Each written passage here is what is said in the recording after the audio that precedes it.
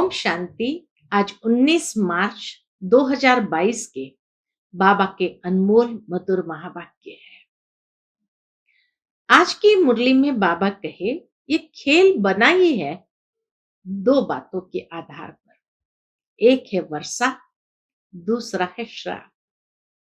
जब हम बाप के बनते हैं तो बेहद के बाप से हमें बेहद सुख का वर्षा प्राप्त होता है और रावण आकर हमें श्राप देते हैं, जिस कारण बाबा कहे तुम दुख के लोक में पहुंच गए। फिर इस दुख के लोक से बाप आकर सुख के धाम में ले चलते हैं।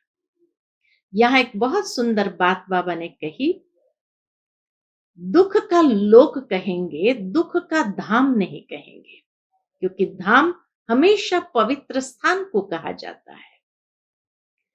तो सुख का धाम है और दुख का ये लोक है, क्योंकि इस दुख के लोक में अपवित्र आत्माएं हैं जो एक दो को दुख देती रहती है, और सुख के धाम में सब पवित्र आत्माएं होने कारण एक दो को सुख देते हुए वो स्वर्गीय दुनिया कहा जाता है। सुनते हैं बाबा के मधुर महावाक्य। ओम शांति। मीठे बच्चे, बाप आए हैं तुम्हें इस दुख के लोक से निकाल सुख के धाम में ले जाने। धाम पवित्र स्थान को कहा जाता है। आज की मुरली से प्रश्न है, ये बेहद का खेल किन दो शब्दों के आधार पर बना हुआ है? उत्तर है वर्षा और श्राप। ये दो शब्द। बाप सुख का वर्षा देते हैं, रावण दुख का श्राप देता है। ये बेहद की बात है। देवी देवता धर्म वाले बाप से सुख का वर्षा लेते हैं। आधा कल्प के बाद फिर रावण श्राप देता है। तुम बच्चों को अब स्मृति आई है। कौन से स्मृति आई?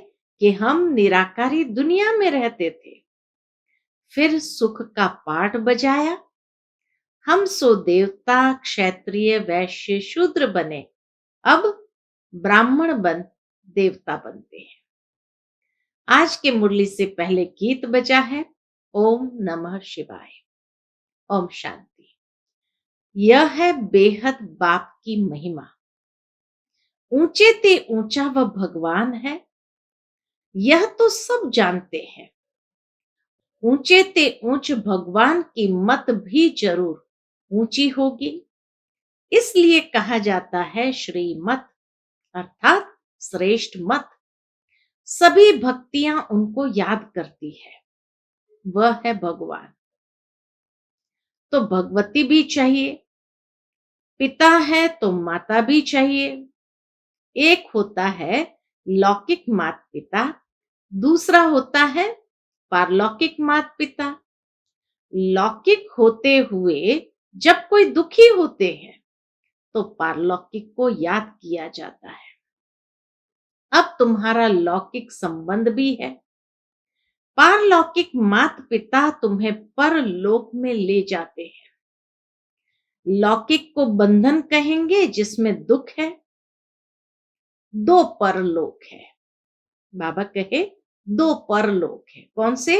एक निराकारी लोक जहां आत्माएं रहती है, दूसरा साकारी लोक जिसको सुखधाम कहा जाता है। वह शांति धाम व सुखधाम, ये दो है परलोक। बाबा आकर इस दुख के लोक, जिसे मृत्यु लोक अथवा पतित भ्रष्टाचारी दुनिया कहा जाता है, यहां से ले जाते हैं। यहां सब है पतित। पतित उनको कहा जाता है जो विकार में जाते हैं। सतयुग में पावन संपूर्ण निर्विकारी रहते हैं। पहले लक्ष्मी नारायण की महिमा गाते थे, अपने को विकारी समझते थे। लक्ष्मी नारायण महाराजा महारानी पवित्र थे तो प्रजा को भी पवित्र कहेंगे। वह है सुखधाम, वैकुंठ। नरक को धाम नहीं कहेंगे। सतयुग को सुखधाम, वैकुंठ कहेंगे, नरक को धाम नहीं कहेंगे। धाम पवित्र को कहा जाता है। यह है अपवित्र दुनिया। भारत सुखधाम था, अभी पतित भ्रष्टाचारी नरक है। अभी सबको सुख के धाम में ले जाना है, तो जरूर बाप को ही आना पड़े, जो आकर बच्चों को सुखी बनावे। बाबा है स्वर्ग का रचयिता। कहते हैं, हे बाबा, पहले पहले आपने हमको स्वर्ग का वर्षा दिया। बच्चों को स्मृति आई तो बाबा से रूहान करते कि बाबा, आपने हमको स्वर्ग का वर्षा दिया था। आधा कल्प हम स्वर्ग में रहे। उसको कहा ही जाता है सूर्यवंशी, चंद्रवंशी राजधानी। बाबा याद दिलाते हैं। बाबा हम बच्चों को भी याद दिलाते हैं। क्या याद दिलाते? 21 जन्म तुम स्वर्ग में रहे। 8 जन्म सतयुग के लिए, 12 जन्म त्रेता के लिए। यह सब बातें बाप बैठ समझाते हैं। कहते हैं, बच्चे, तुम अपने जन्मों को नहीं जानते हो, मैं तुमको सब कुछ बतलाता हूं। निराकार बाप निराकार बच्चों से बात करते हैं। कहते हैं, इस साधारण तन का लोन लेकर मैं तुमको समझाता हूं। आधा कल्प तुम अशोक वाटिका में थे, फिर तुम शोक वाटिका में आ गए। सुख पूरा होकर दुख आ गया। वाम मार्ग माना नरक, उसमें तुम दुख उठाते हो। फिर बाप आकर रावण राज्य से छुड़ाकर राम राज्य में ले जाते हैं। यह खेल बना हुआ है। बाप सुख का वर्षा देते, रावण दुख का श्राप देते। ये बेहद की बात है। अभी बाप तुमको 21 जन्म के लिए सुख का वर्षा दे रहे हैं। भगवान स्वर्ग रचते हैं, तो स्वर्ग का वर्षा मिलना चाहिए। वर्षा पाया हुआ था, माया ने आधा कल्प श्राप दे दिया। तुम्हारी बुद्धि में सारा चक्र है। इस चक्र का कभी अंत नहीं होता। फिर वर्षा देने बाप को जरूर आना ही है। अब बाप आए हैं, जानते हैं वर्षा लेंगे वही कौन, जिन्होंने कल्प पहले भी लिया था। देवी देवता धर्म के सिवाय दूसरा कोई वर्षा ले न सके। पहले ब्राह्मण बनने बिगर देवता बन न सके। पहले हम आत्माएं निराकारी दुनिया में रहने वाले हैं, फिर आते हैं सुख का पाठ बजाने। हम सो देवता बने, फिर क्षत्रिय वैश्य शूद्र बने। पहले बाबा कहे, हम सो देवता बने, फिर क्षत्रिय वैश्य सो शूद्र बने। हम इन वर्णों में आते हैं। अब जो ब्राह्मण बनते हैं, वह अपने को ब्रह्मा कुमार और ब्रह्मा कुमारियां कहलाते हैं। समझते हैं हम भाई बहन हो गए। फिर विकार की दृष्टि रह न सके। जानते हैं हम पवित्र बन पवित्र दुनिया के मालिक बनेंगे। बाप और स्वर्ग को याद करते हैं और यह एक जन्म पवित्र रहते हैं। यह है मृत्यु लोक। यह मुर्दाबाद हो, अमर लोक जिंदाबाद होना है। वहां 5 विकार होते ही नहीं। रावण राज्य ही खत्म हो जाएगा। सतयुग त्रेता को राम राज्य, द्वापर कलयुग को रावण राज्य कहा जाता है। वही भारत हीरे जैसा था, अब कौड़ी जैसा बन गया है। अब बाप कहते हैं, तुमको हीरे जैसा जन्म देने आया। बाबा फिर से हीरे जैसा जन्म देने आया। तुम मेरी श्रीमत पर चलो, नहीं तो तुम स्वर्ग के सुख देख नहीं सकेंगे। स्वर्ग में दुख का नाम नहीं होता। स्वर्ग में दुख का नाम नहीं होता है और कोई खंड नहीं रहता। भारत ही असल में प्राचीन खंड है। केवल देवी देवताओं का ही राज्य होता है, इसलिए उसको स्वर्ग कहा जाता है। आधा कल्प तुमने स्वर्ग का सुख भोगा, फिर रावण राज्य शुरू हुआ। सतयुग को शिवालय कहा जाता है। शिव बाबा का स्थापन किया हुआ, शिव बाबा का स्थापन किया हुआ है। शिव बाबा ब्रह्मा द्वारा स्वर्ग की स्थापना, शंकर द्वारा नरक का विनाश कराते हैं।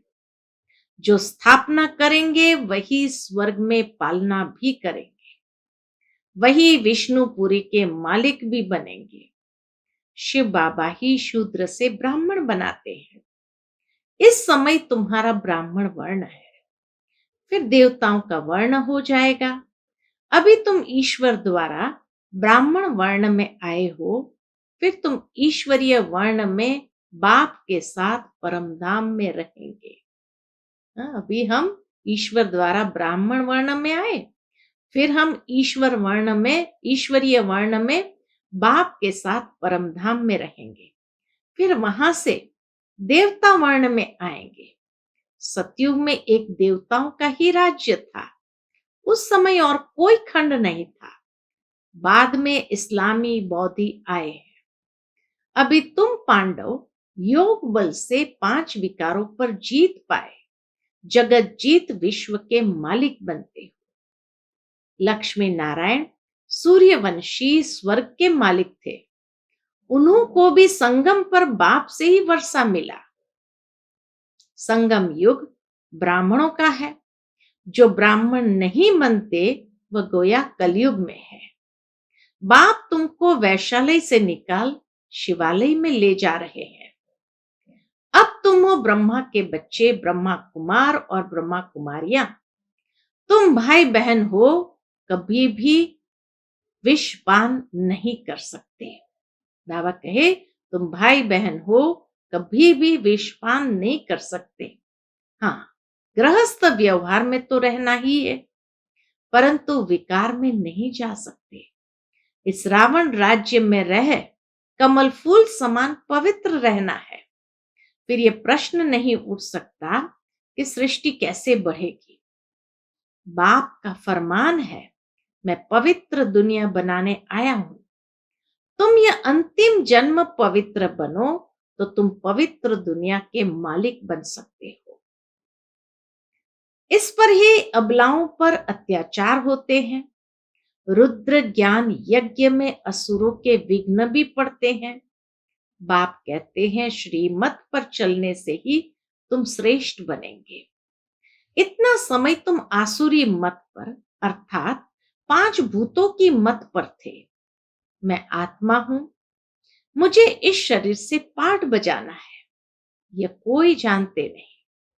आत्मा शालिग्राम को ही कहते हैं। शालिग्राम भी कोई इतना बड़ा नहीं है, परमात्मा भी इतना कोई बड़ा नहीं है। बाबा कहे शालिग्राम भी इतना कोई बड़ा नहीं है, तो परमात्मा भी इतना कोई बड़ा नहीं है। आत्मा अथवा परमात्मा स्टार मिसल है। आत्मा में सारा पाठ भरा हुआ है। आत्मा कहती है मैं एक शरीर छोड़ दूसरा धारण करती हूं। किस लिए? पाठ बजाने अर्थ।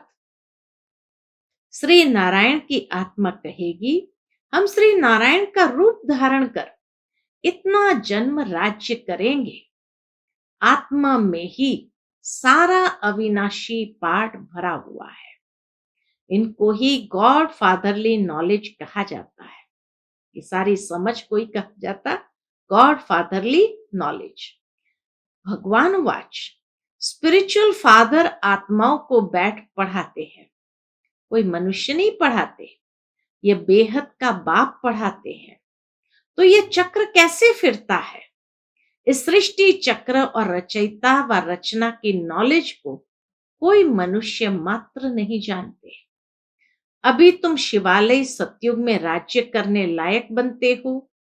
भारत जब लायक था तो बड़ा अक्लमंद था। अब बाप फिर हीरे जैसा बनाने आए हैं। तो उनकी श्रीमत पर चलना पड़े।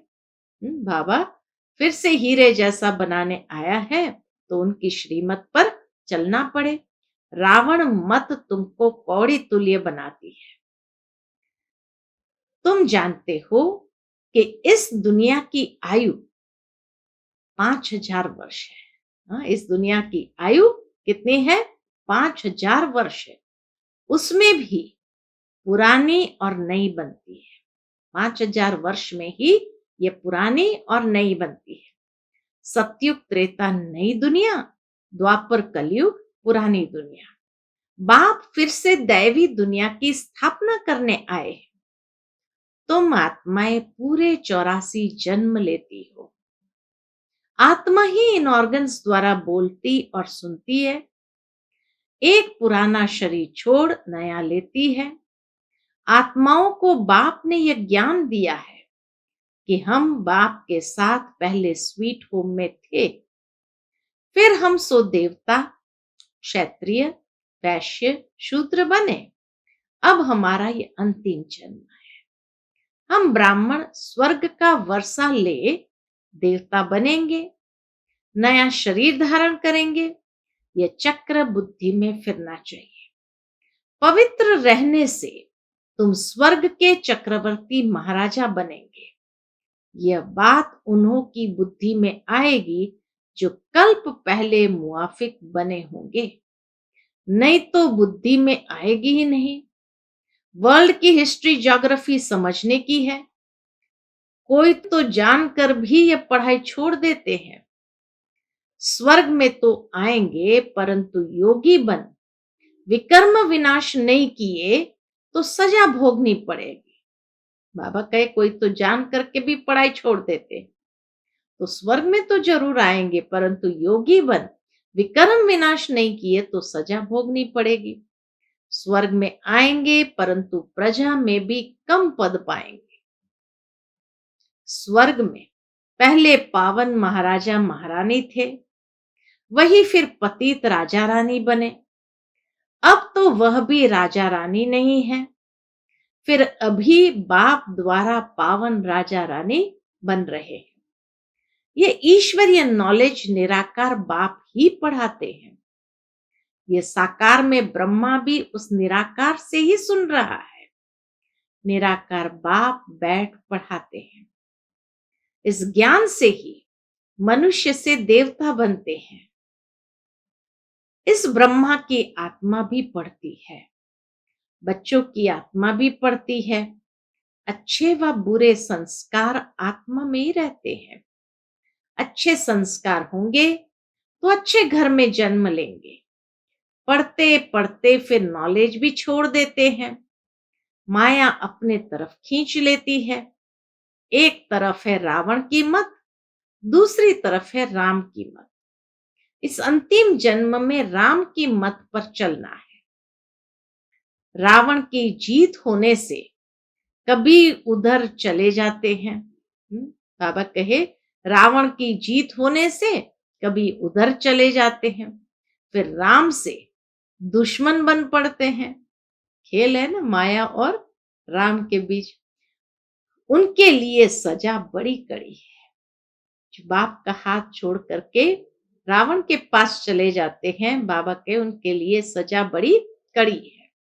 तुमने राम की शरण ली है, फिर अगर ट्रेटर बन रावण की शरण ली तो राम की निंदा कराएंगे।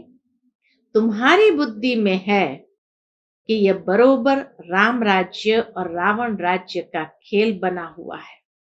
सतयुग सतो प्रधान, त्रेता सतो, फिर द्वापर रजो, कलयुग में तमो। तुम अभी सतो प्रधान में जाएंगे। बाबा आकर सतो प्रधान बनाते हैं। फिर 16 कला से 14 कला में आना है।